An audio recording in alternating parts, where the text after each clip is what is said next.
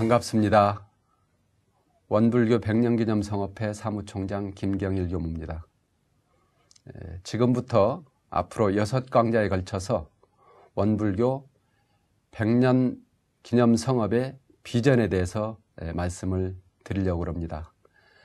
우리 교도님들이 잘 아시는 것처럼 비전이라고 하는 말은 원불교가 지향하는 이념이나 가치체계에 대해서 좀 더 비주얼하게 마치 손에 잡힐 듯이 그림으로 보는 것처럼 그 방향을 함께 이렇게 설명하고 공유하는 그런데 이제 비전을 강의하는 어떤 의의가 있지 않을까 이런 생각을 하면서 말씀을 좀 드리겠습니다.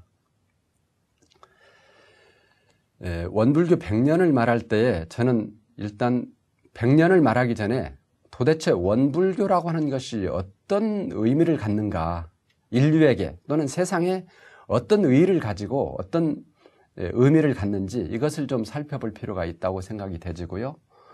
또 원불교를 말할 때 원불교라고 하는 어떤 종교운동이 어느 날 갑자기 하늘에서 뚝 떨어진 것이 아니고 원불교라고 하는 어떤 이런 종교운동도 인류의 어떤 문명사적인 맥락 속에서 나오는 거거든요.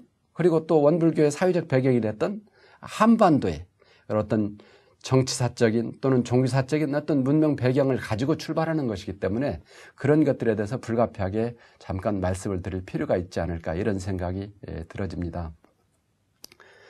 1860년대 19세기 후반 원불교가 출현하기 직전에 우리 조선 사회는 그야말로 엄청난 소용돌이에 휘말려 있는 때입니다. 왜냐하면 500년이라고 하는 엄청난 역사를 가지고 있는 일시 조선 사회가 통째로 흔들리는 과정이거든요. 그때가 이제 서양에서 서양 문물이 전해지고 기독교가 전해지면서 불교와 도교와 또는 조선을 지배하고 조선의 중심 가치가 됐던 조선의 어떤 그런 그 주자 성리학 이런 것들이 근본적으로 도전을 받게 되거든요. 그러면서 정말로 무기력한 모습을 노출하게 되고요. 그러면서 서양의 이런 물질 문명과 또는 서양의 기독교 사상이 전해지면서 엄청난 지식인 사회에 혼돈이 이루어지고 그런 과정에서 많은 백성들도 혼돈을 많이 일으키게 됩니다. 그래서 그때 대표적인 사례들을 보면 수많은 밀란이 일어나죠. 수백 회의 밀란이 일어났다고 이렇게 역사가 기록을 하고 있습니다. 그런 어떤 사회적 배경, 정치적인 배경, 종교적인 배경을 두고 정말로 중요한 어떤 그런 그 인류 문명 운동이 시작되는데요. 그 선두주자에 누가 계시냐면 동학의 수은 최저우 선생님이 계십니다. 수은 최저우 선생님은 원래는 유교 집안에서 유교를 학문하면서 이렇게 성장을 했지만 그러나 어느 날 하늘로부터의 어떤 계시를 받고 깨달음을 얻고 인류 문명의 새로운 재편이 필요하다고 하는 것을 절감하게 됩니다. 그래서 묵은 세상이 지나가고 새로운 문명 세상이 도래할 것을 예언하는 후천개벽사상을 주장합니다. 후천개벽이라고 하는 말은 말 그대로 후천이란 말은 묵은 세상 또는 지나가는 세상을 말합니다. 과거의 세상을 말하죠. 그러니까 과거의 세상이 지나가고 묵은 세상이 지나가고 그런 세상이 지나감과 동시에 새로운 세상이 열린다. 새로운 문명 세상이 열린다. 근데 이 새롭게 열리는 문명 세상은 어떤 이씨 왕조가 무너지고 새로운 왕조가 등장하고 그런 것이 아니라 근본적으로 지금까지 우리 한반도가 경험하지 못했고 또는 인류가 경험하지 못했던 새로운 문명 가치를 가지고 새로운 세상이 태동한다고 하는 것을 주창하는 것이 이제 후천개벽사상의 아주 핵심 가치입니다. 그런데 그런 후천개벽사상이 동학이라고 하는 이름으로 엄청난 민중의 지지를 받게 됐죠. 그래서 많은 사람들이 그 동학에 귀의를 하게 되고요. 그런 배경을 가지고 해월이라는 인물이 또 등장하게 되고 그 동학이 더욱더 한국에 이렇게 한반도에 이렇게 많이 퍼지게 되는데 그때 당시에 인구가 한 1000만 정도 됐는데 그 동학에 의지한 사람들이 약 300만에서 400만이 됐다고 그러니까 엄청난 숫자로 이렇게 확장이 됐습니다. 결국 그런 과정에서 그런 것들이 이제 급진적인 정치 사상으로 변질되면서 전라도 고부라는 데서 이제 동학 농민운동이 일어나게 됐죠. 그러나 이제 그런 물론 동학 농민운동이 괴멸되면서 실패하면서 동학이라고 하는 것이 많은 타격을 받게 되지만, 그런데 이상하게도 그런 후천 개벽 문명운동들이 그대로 사그라지는 것이 아니라 새로운 많은 성현들이 등장하게 됩니다. 대종사님께서도 이미 우리 전망품에 여러 가지 형태로 말씀을 하고 계시지만, 강증산의 어떤 대순전경운동이라든지, 그 다음에 김일부의 정역운동이라든지, 이런 것들이, 이런 분들이 이렇게 등장하면서 그 후천개벽 사상의 맥을 이어가게 되고요. 결국은 그것이 훗날 소태산 대종사라는 분에 의해서 전라남도 영광에서 1916년에 큰 깨달음을 이루시고 불법연구회라고 하는 이름을 가지고 문명운동이 시작됐죠. 이것이 이제 우리가 말하는 원불교 운동의 시작입니다. 시인 김지하 선생 같은 경우는 원래 동학을 공부하신 분인데요. 동학을 오랫동안 연구하셨던 분인데, 최근에 우리 원불교 교전을 오랫동안 공부를 하시면서 이렇게 표현을 하시더라고요. 원불교 교전을 공부해 보니까 후천개벽의 그런 새로운 문명운동의 집성지 같다. 마치 저수지와 같다. 모든 여러 강물들이 여기저기서 다 모여있는 큰 바다와 같다. 이렇게 표현을 하셨습니다. 그래서 저는 원불교를 말할 때 원불교가 어떤 새로운 종교를 창립하고 또는 개설하고 그 교세를 확장하고, 그런 의미의 원불교 운동이 대종사님께서 의도하는 원불교 운동이 아니었고, 더 이상 비전을 잃고 더 이상 문명의 희망을 잃고 방황하고 혼돈에 빠져 있는 인류에게 새로운 문명 방식을 정하고 새로운 인류의 삶의 방식을 전하려고 했던 그런 아주 위대한 새로운 어떤 문명 운동이었다. 이렇게 이제 설명을 합니다. 그것이 이제 구체적으로 우리 원불교 개교 동기에 보면 물질의 개벽도니 정신을 개벽하자 그러시고, 그때 이제 한참 서양에서 과학 문명이 발전하고 또 자본주의가 발전하면서 엄청난 물질 문명의 개벽이 이루어지잖아요. 그것이 이제 한반도에 전해지면서 또는 동양사회에 전해지면서 그렇지 않아도 그 어떤 그 유불선의 어떤 무력함에 의해서 붕괴될 직전에 있을 때에 이 물질 문명이라고 하는 것이 전해지면서 엄청난 가치관의 혼돈이 일어나게 되죠. 그래서 기성 가치관들이 다 무력화되고, 예를 들면 단적으로 말하면 충이라든지 효라든지 열이라든지 이런 유교의 아주 핵심 가치들이 일시에 무력화됩니다. 그러면서 한반도 전체가 이제 정말로 그 어떤 깊은 방황과 혼돈 속에서 있을 때에 대종사님께서 이런 새로운 문명운동을 제창하고, 그것이 오늘날 우리가 말하는 원불교라고 하는 이런 그 종교운동의 형태를 띠게 됐다. 이렇게 이제 말씀을 드릴 수가 있을 것 같습니다. 그렇기 때문에 우리 한신대에 계시는 김경재 교수님 같은 경우는 원불교의 그 소태산의 불법연구의 운동을 보면 이것은 지금까지 어떤 성자도 상상하지 못했던 새로운 문명 방식의 종교 혁명운동이다. 이것을 그래서 인류 문명운동의 전개라고 이렇게 이제 말씀을 하시는 것을 볼 수가 있습니다. 그래서 저는 그런 차원에서 원불교 비전을 이해를 했으면 좋겠고요. 또 그런 차원에서 원불교 백년성업이라고 하는 비전을 이해를 했으면 좋겠다. 이제 이런 생각을 가지고 오늘 계속해서 말씀을 좀 드리려고 그럽니다.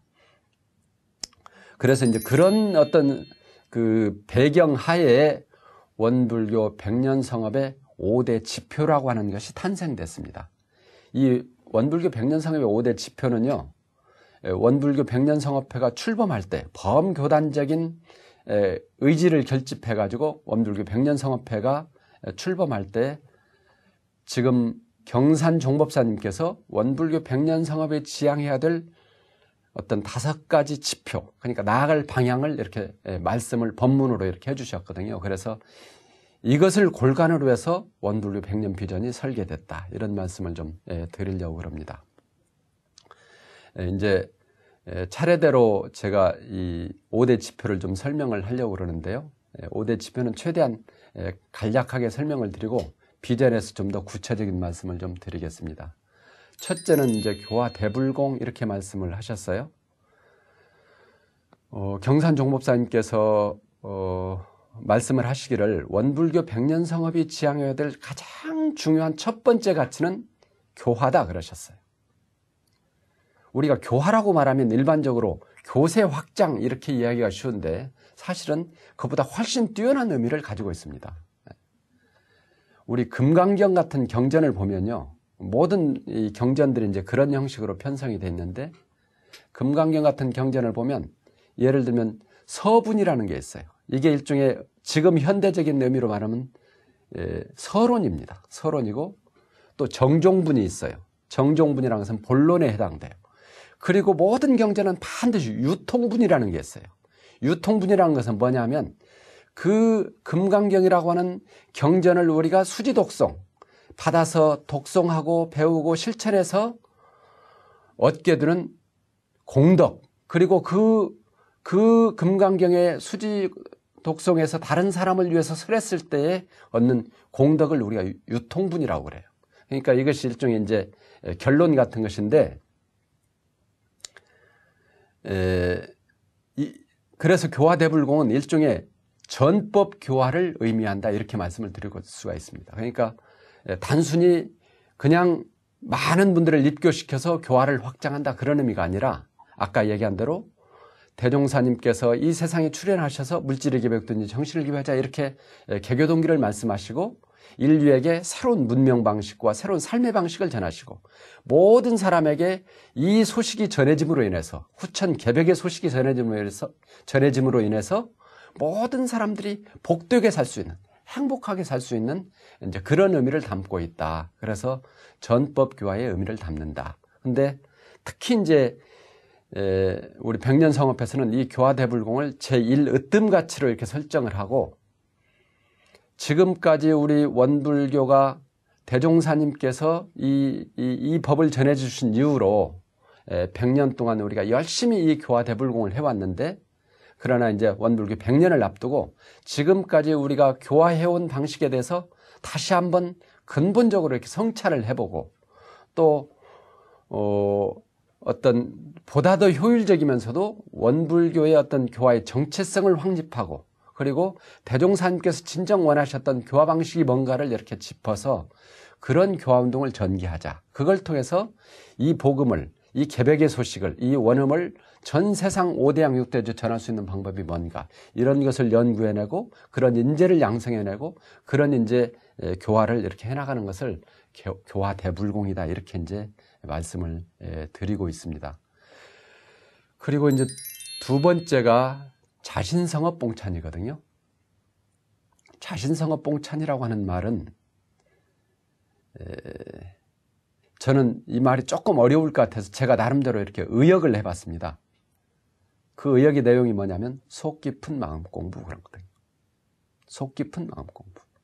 그러니까 원불교 100년을 앞두고 제가 출가 모든 교도님들이 중생의 탈을 벗고 중생의 때를 벗어버리고 전부 다 저 반짝반짝 빛나는 참 불보살 성업을 이루어가지고 우리 자신을 거룩하신 법신불 비로자나 부처님에게 봉헌하는 그런 100년 성업이 돼야 되겠다. 그런 뜻이라고 저는 생각을 합니다. 그래서 저희가 이제 이 자신성업 봉찬이야말로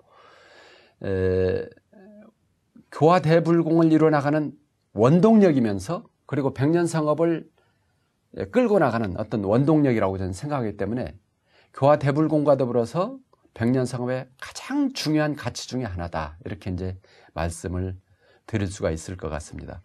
그리고 이제 또 세 번째로 드리고 싶은 말씀이 세계 주세교단 건설이거든요. 물론 세계 주세교단의 건설은 뭐 앞에서 말씀드린 교화 대불공하고 다 연장선상에 있습니다. 다만 조금 더 구체적으로 표현할 뿐이죠. 근데 우리가 그걸 생각해야 됩니다. 지금 21세기에 있어서 가장 중요한 문명 트렌드가 있습니다. 문명의 어떤 흐름이 있죠. 문명의 조류. 어떤 물이 흘러가는 흐름이 있어요. 세상 물결이 흘러가는 흐름이 있는데 그게 뭘까요? 뭐라고 생각하세요? 물론 여기에는 많은 이야기들이 있습니다. 뭐 어떤 분들은 생명평화다. 어떤 분들은 생태 환경이다. 또 어떤 분은 뭐 지식사회다. 뭐 여러 가지 말씀들을 이렇게 하실 수가 있는데 저는 그런 것들에 더 기초가 되는 어떤 문명 흐름이 있는데 그것을 저는 글로벌이라고 생각합니다. 글로벌. 21세기는 글로벌 시대입니다. 이미 이것은 제가 여기서 세밀하게 설명하지 않더라도 우리 교도님들이 피부로 느끼고 있는 거예요. 이미 세상은 물리적으로 하나가 되고 있습니다. 정보통신이 엄청나게 발전해서 이미 실시간으로 다 소통되는 세상이 되고 있고요.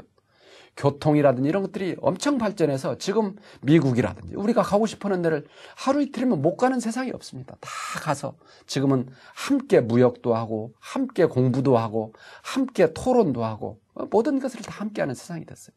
그야말로 지구촌 마을이라는 말이 실감나는 세상이 됐어요. 이럴 때에 종교도 과거에는요. 종교도 대체로 어떤 지역을 바운다리로 해서 그 지역의 중심 가치가 이렇게 돼 왔어요. 모든 그 인류의 그 4대 문명 발상지에 보면 다 그렇죠. 중국도 보면 중국이라고 하는 어떤 그 문명권 사회에 유교라든지 도교라든지 이런 어떤 핵심 가치가 있어가지고 그 문명권을 이뤄냈고 또 불교는 인도를 중심으로 해서 동양권 전체를 이렇게 또 지배해왔고 또 기독교도 그러죠. 기독교도 보면 저 이스라엘과 그리고 아랍권 일대에 이런 그런 어떤 그 지역 바운다리를 중심으로 해서 이제 이렇게 역할을 다 해왔습니다. 근데 지금은요, 앞으로 미래의 어떤 종교라든지 미래의 어떤 교단의 모습이라고 하는 것은 그런 지역을 바운다리로 해서 이렇게 성립되는 교단이나 종교 문명이 아닌 것 같아요. 지금은 전 세계 인류가 함께 공유하고 함께 호흡하고 함께 이렇게